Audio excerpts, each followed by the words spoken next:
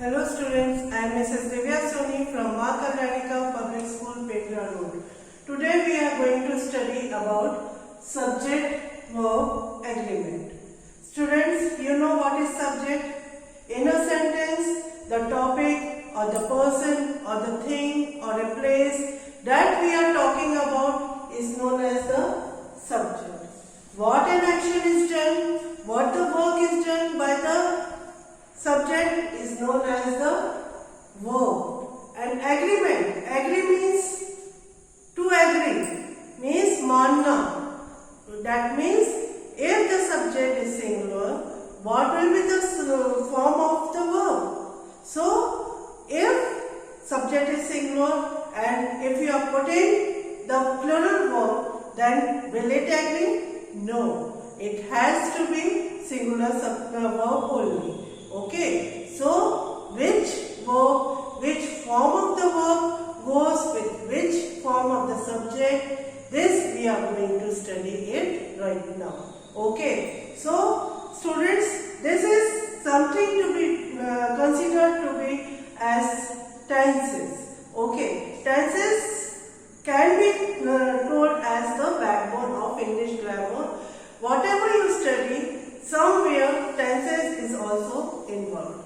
So let us begin with the present tense. As I have already told you in your previous videos that there are three types of tenses, and in these three types of tenses there are four forms of the tenses.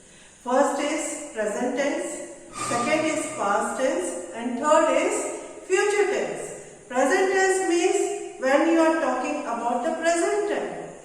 What is going on right now is the present tense. Okay. What had happened earlier or before, that was the past tense. And what is going to be happen, that is the future tense. If we are talking about simple tense means we are talking about in general, in habits. Okay. When we are talking about habits, when we are talking about regular routine, when we are talking about in general, then we are talking about simple tense. Continuous tense means the work which is going on in a particular time, at a particular time. Okay, that means whether you are doing at present, whether it was being done at past time, whether it will be going on in the future time. Okay, it can be at any time. Okay, but it has to be continuous in its system. Okay, that is the continuous tense. Perfect tense means when you have completed your work. Okay, that is the perfect tense. And perfect continuous is half portion is done and another half is still going on. That is the perfect continuous. So let us see step by step, one by one, how it happens, how it works. Okay students. So let us take some first simple present tense. Okay. When we are talking about simple present tense, and if our subject is singular, that then verb first form along with s or es is used. What is used? Verbs first form along with s or es. Okay. Always remember that if it is singular, okay, then only you have to use s or es depending on the spelling of the verb. Okay. Otherwise, if the subject is plural, there is no need to add s or es to your verb. Okay students? Now come on to the continuous tense. Continuous tense, if our subject is singular, then we have to use what is. If our subject is plural, then we have to use are. If our subject is I, then we have to use what? Am. Now come on to perfect tense. Perfect tense means when you have completed your work at a particular time, that is the perfect tense. Okay students? Subject plus if you are talking about singular subject, then we have to put which helping verb? Has. And if our subject is plural, in that condition we have to put have along with the verb's third form. Okay students? Now come on to the perfect continuous, in which perfect tense quality is also there and continuous quality is also there. That means we are using helping verb of the perfect tense and we are using main verb of the continuous tense, which show the combination of perfect tense and the continuous tense. That means perfect continuous tense. Okay. So, if our subject is singular, then obviously we have to use what? Has. And if our subject is plural, then we have to use have. Along with been and verbs ing. Verbs ing always indicates continuous form of the tense. So, students, this was the rule for the present tense. Remember students, here I subject. First person I and second person you is always considered to be plural. Don't mistake yourself by considering as a singular in present tense. I am talking about present tense. Okay, remember it. So, I and you are always considered to be plural whenever we are talking about present tense. Okay students? Now come on to the past tense. Past tense means the time that has already been spent. The work that has been done in the past time, in the earlier time or before time. Okay, that is the past tense. So, if we are talking about simple past, then we have to use what? Verbs second form, irrespective of any subject.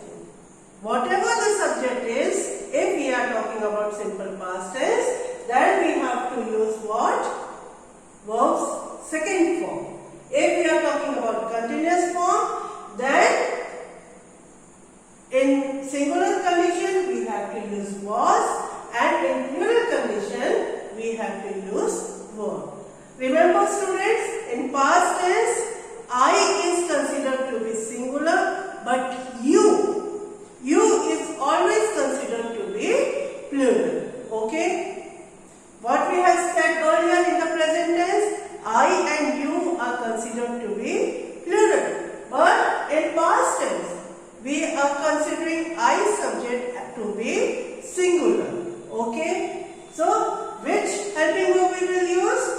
Was along with the verbs ing. Okay? In perfect tense, irrespective of any subject, we have to use what? Had and verbs third form. Okay? And in perfect continuous, we have to use had plus been plus verbs ing.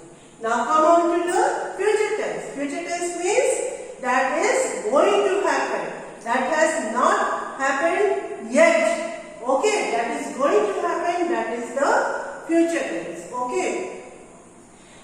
Future tense is identified with which words? Will or shall. Generally we use will or shall while writing the future tense. Okay. So, if we are talking about simple future tense, then we have to use what? Verbs first form. See here. Here also we have used verb for first form, and here also we have used verbs first form. But the difference is will and shall over here. We are always using will or shall if we are talking about future tense. Okay. Now come on to the continuous tense. Whenever we are using continuous tense, future continuous tense, what we have to use along with will or shall? Be. Okay. Along with verbs ing. Okay students. So we can say here that in future tense there is no difference between singular subject or plural subject. We have to use similar helping verb along with the similar main verb also. Okay. So this is the combined chart. Combined chart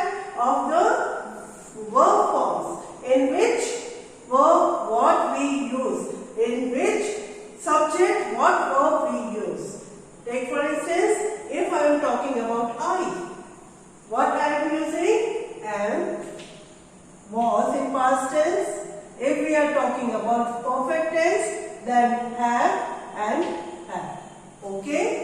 If we are talking about you, then what verbs are used with you? Are, were, have and had. Okay? If our subject is he, she or it, then which helping verb we are using? Is, was, has or had. Okay students? Now come on to first person plural. First person plural, along with verb first person plural, what we use? Are, were in past tense. If we are talking about future tense, and of present tense, then have. And if we are talking about past tense, then have. Okay? With plural, third person, what we are using? Are in the present tense. If we are talking about past tense, then were. Then present tense and future tense, have and had in again in past tense. Okay students, I hope you would have understood this whole pattern. Try to solve the exercise again and again in your book so that you can understand it much better. Thank you students.